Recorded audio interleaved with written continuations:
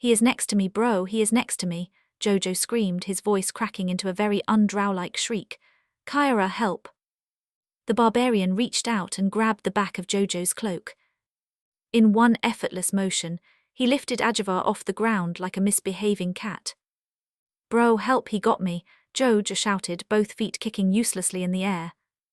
Shaun skidded to a stop, nearly falling forward because his new body was faster than his brain. He turned and saw Jojo hanging from the barbarian's grip, while the giant man frowned at him with obvious confusion. Dude, it is me, the barbarian shouted. It is Ryan. Shaun stared. The meadow went quiet except for Jojo's panicked breathing. A few moments later, the noble-looking elf finally caught up. He bent over, one hand on his staff, breathing heavily. Dude, the elf gasped. I may be an elf now, but I am not used to this body yet. It looks light, but it feels heavy right now. Jojo stopped struggling and stared at him. Eman, he asked. The sun elf lifted one hand weakly. Yes, bro, it is me, Eman. He pointed at the barbarian. And that is Ryan, who is currently holding you like a sack of rice. Ryan looked up at Jojo, then seemed to remember what he was doing. Oh, sorry, dude. He gently set Jojo down. Jojo fixed his cloak with as much dignity as he could salvage. Never do that again unless I am actually dying. Ryan grinned and flexed one enormous arm. Bro, look at this, I am Beorne, I am huge. Shaun slowly walked closer, still keeping a suspicious distance from everyone. Eman looked at him with a calm, almost scholarly expression, though his eyes betrayed that he was barely holding himself together. I am guessing that elf girl is Shaun, Eman said. Jojo nodded.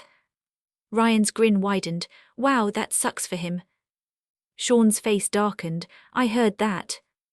Ryan raised both hands. I mean, you look good, bro. That does not make it better. Eman stepped forward, trying to sound reasonable. Shaun, come closer. I may have an idea about what happened. Shaun did not come closer immediately. Instead, he stood in the grass, touching his hair, his ears, his armor, and several places he clearly wished he did not have to confirm again. He looked down, shook his head, looked up at the sky, and silently cursed whatever god, demon, wizard, or irresponsible dungeon master had done this to them. After a few minutes of emotional damage, he finally approached the group. What? Shaun demanded. You know what happened to us? Not exactly, Eman said carefully. I only figured out one thing. We are our characters from the game last night. Jojo looked at his dark hands again. Agivar. Ryan flexed both arms proudly. Beorne. Eman lifted his staff. Elorian. Shaun closed his eyes as if accepting the name physically hurt. Marishka. Eman nodded. As for why we are here or how this happened, I have no clue. That is not an idea, Shaun said. That is a problem with a title.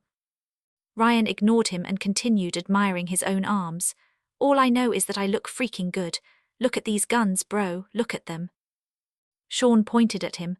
Your strength is high, but your charisma is terrible and your intelligence is almost negative, so do not be too proud. Ryan nodded as if that was fair criticism, then flexed again. You are right, but look at these guns. Barbarians, Shaun muttered. Jojo dusted grass from his cloak and tried to steady his breathing. We need to figure out where we are and what happened to us. We also need to know whether this is real or some kind of shared dream.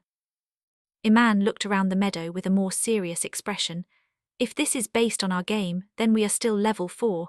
That means we are not beginners, but we are not strong enough to act careless either. Worse, we do not know how our abilities work in this world. Shaun hugged himself, still uncomfortable in Marishka's body. I do not want to die here, bro. Carol and I are still in our first month of dating. Jojo looked at him. That is what you are worried about. Shaun pointed at his new body. I have many worries right now. Carol is one of the normal ones. Ryan placed his hands on his hips and looked toward the distant hills, as if suddenly becoming the leader by accident. First thing, we cannot use our real names. Everyone turned to him. Ryan blinked. What? Shaun narrowed his eyes. That was actually intelligent. Jojo nodded slowly. I hate that he is right. Eman tapped his chin. If we are inside the world of our campaign, names may matter. Real names could be dangerous, especially if magic works by identity. Ryan smiled with pride. Exactly, so from now on I am Beorne. Shaun sighed. Please do not start talking dumb just because your character has 8 intelligence. Ryan straightened his back, lowered his voice and pointed dramatically into the distance. Not Ryan, me Beorne. Jojo covered his face. Bro, please talk properly. Eman looked toward the road cutting through the meadow. It was narrow, half hidden between wildflowers and grass, but it curved toward a distant line of trees. Beyond that, smoke rose faintly into the sky. A village or town might be waiting there. Eman, or rather Elorian, lifted his staff and pointed. We should head that way, he said. If there is a settlement nearby, we can gather information. We need food, shelter, and some way to understand whether this world follows the same rules as our campaign.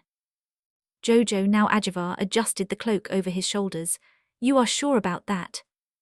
No, Elorian admitted, but standing in a meadow screaming at the sky has not helped us so far. Shaun looked down at himself again, then at the others. His expression was still miserable, but the first sharp edge of panic had begun to fade into reluctant survival. Fine, he said, we go that way. Ryan raised one massive fist. Adventure. Do not say it like that, Shaun said. But we are adventurers now. We are lost people with emotional damage. Jojo sighed and began walking. That sounds like adventurers to me. The 4 of them started down the grassy road beneath the open blue sky. Behind them, the meadow swayed peacefully, as if it had not just witnessed 4 grown men awaken in the bodies of their own fantasy characters. Ahead of them waited a world they had once believed existed only on paper, behind dice, jokes, cigarette smoke and Shaun's messy dungeon master folder. None of them knew where the road would lead. None of them knew who had brought them there. And none of them noticed the wooden mark half buried in the grass behind them, carved with the letter V and the shape of a dragon with folded wings.